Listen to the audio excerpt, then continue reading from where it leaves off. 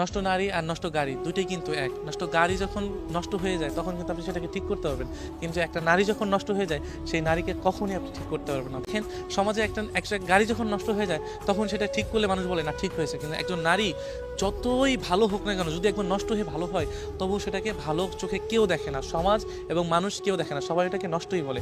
আর নারী যখন নষ্ট হয়ে যায় সেই নারী কখনো ভালো হইতে পারে না, কারণ কোনো কিছুর বিনিময়ে ভালো ভালো করতে পারবেন না এবং ভালো রাখতে পারবেন না। দুনিয়ার সমস্ত কিছু দিয়েও যদি ভালো করতে চান ওই নারীকে কখনোই আপনি ভালো করতে পারবেন না।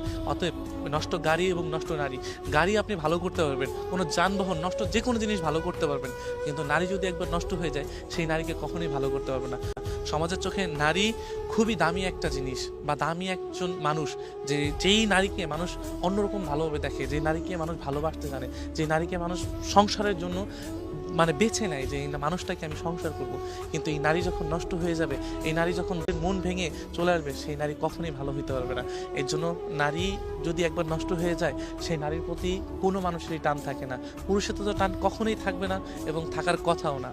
কারণ তুমি নারী যখন একজন মানুষের মন ভেঙে দেবে, একজন মানুষের হৃদয় ভেঙে দেবে, সেই মানুষটার কথা একবার চিন্তা করে দেখো, সেই মানুষটা কতটা সততা নিয়ে তোমাকে ভালোবেসেছিল, আর সেই ভালোবাসাকে তুমি নষ্ট করে দিয়েছো। এমন অনেক নষ্ট নারী আছে জানেন, যারা কিনা যে মানুষের মন নিয়ে খেলে, কখনোই কাউকে ভালোবাসতে পারে না।